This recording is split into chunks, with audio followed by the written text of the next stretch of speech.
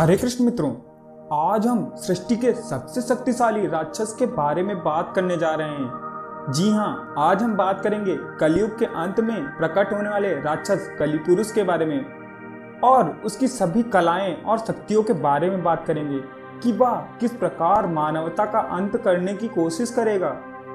दोस्तों, कलिपुरुष इतना शक्तिशाली है कि उसका वध करने के लिए स्वयं भगवान विष्णु को कल्कि के रूप में युग अवतार लेकर आना पड़ेगा और इस युद्ध में सभी चिरंजीवी भगवान कल्कि की तरफ से कलिपुरुष के विरुद्ध युद्ध लड़ेंगे। तो आप इससे अनुमान लगा सकते हैं कि कलिपुरुष कितना शक्तिशाली होगा।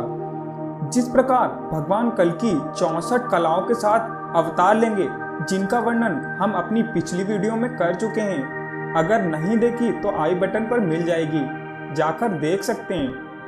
उसी प्रकार कलिपुरुष भी कलाओं का उपयोग करेगा। कलिपुरुष के पास 31 कलाएं होंगी। इसमें से हम इस वीडियो में 16 कलाओं के बारे में चर्चा करेंगे और बाकी अन्य कलाओं के बारे में दूसरे पार्ट में बात करेंगे। दोस्तों, अगर आपने अभी तक इस चैनल को सब्सक्राइब नहीं किया है तो कृपया सब्सक्राइब करके बेल आइकन को दबा दें। जिस प्रकार भगवान कल्कि अपनी कलाओं का मानव सेवा के लिए उपयोग करेंगे, उसी प्रकार कलिपुरुष अपनी कलाओं का उपयोग विनाश के लिए करेगा। तो चलिए ज्यादा देर न करते हुए जान लेते हैं उन विनाशकारी कलाओं के बारे में, जो कि इस प्रकार हैं। नंबर 1, निश्चरी योग, अर्थात रात्रि काल यानी चंद्र के प्रभाव में शक्तियों का दोगुना हो जाना। नंबर 2, चित्राशय योग, अर्थात शत्रु को कमजोर करने के लिए जड़ी बूटी की तैयारी करना। नंबर 3, अस्त्र कला, अर्थात कई तरह के अस्त्रों का ज्ञान होना। नंबर 4, इंद्रजाल, अर्थात जादू मंत्र मुग्ध करना।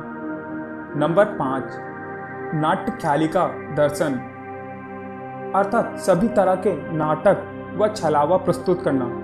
नंबर 6, वशीकरण, अर्थात काले जादू द्वारा किसी को भी अपने वश में कर लेना, जिससे कि शत्रु समाज कमजोर पड़ जाए।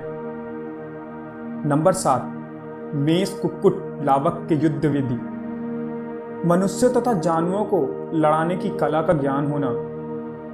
नंबर 8, सारथ्य, अर्थात घोड़ों से चलने वाले रथों को चलाने की कला का ज्ञान होना, अर्थात सारथी बनना।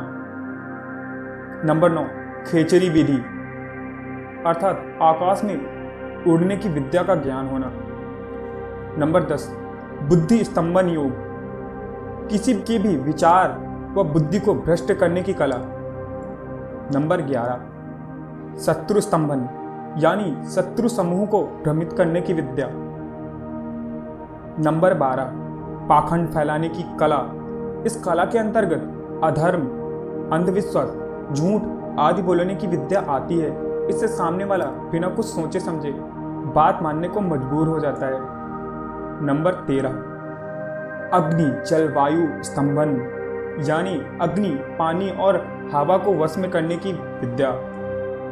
नंबर 14, अंतर्ध्यान योग, अदृश्य होने की कला, यह कला युद्ध में अत्यंत लाभदायक है, जिससे कि शत्रु समाज को पता ही नहीं लगेगा कि उनका शत्रु कहाँ पर है।